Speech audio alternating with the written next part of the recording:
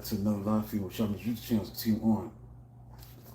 A new book that I'm going to talk about is not a new book, it's an old book, but it's continue on what I did with the top 50 underrated classic albums. At the time, I wrote another book called The Other 50 Underrated Classic Albums in Hip Hop History, Volume 2. So this is the second volume. So in this book, I talk about classic albums that was ranked from number 51 to 100. So we'll go to 51 all the way to 100. So we're going to start with number 51, Capone and Noreaga, The War Report, 1997.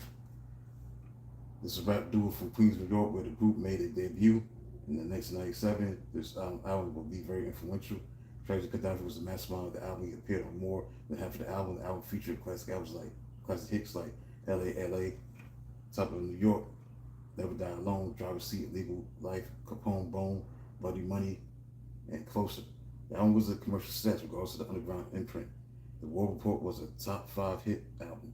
Noreaga was the MC who had lyrical delivery that was unorthodox, while Capone had slang that was streetwise. The War Report overall was an album that revived East Coast hardcore hip-hop that triggered the return of street hardcore rap at the end of mafioso rap. Mafioso rap lost its momentum and acclaim at the end of 1996 to 1997. Capone and Noreaga was an underground phenom, paving the way for MCs like DMX, Ja Rule, Jadakiss, and 50 Cent. Yep, this is a very underrated album. Capone and Noreaga.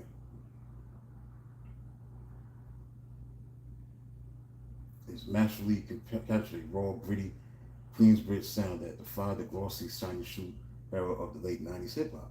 Survivalist lyrics was driven by this street authenticity, the diversity of recording the project while Capone was incarcerated.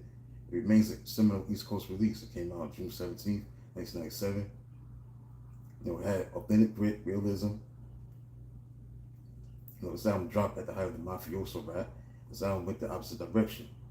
They was into that stark, murky, stick-up underground anthem, Stick You, Illegal Life, Top of New York, to find a specific New York street energy.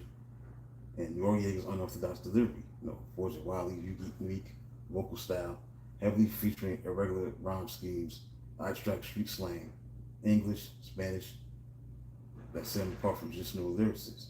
The solo dynamic. Capone was sent to jail for parole violation right in the middle of recording the album.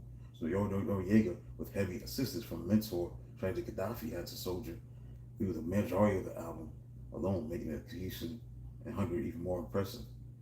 East Coast soundscape, heavy input from Tragic Gaddafi alongside production from Havoc of Mobb Deep, create a dark cinematic canvas of sorrowful piano, loops, heavy kicks, snares that heavily influence the era's hardcore hip-hop.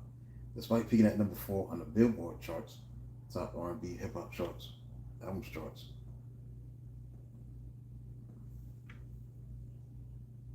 achieving critical acclaim, widespread, it's still overlooked when we talk about the greatest album conversation. That's true. They don't talk about this album as one of the greatest. It's one of the greatest. So that's why I put it there. And that's it. So I'll be back at 2 o'clock with Mike Geronimo, number 52, from the other 50 underrated classic albums in hip-hop history. This is volume 2. Number 51 to number 100. Gonna go to number 52 at 2 o'clock. So till then, talk to you soon.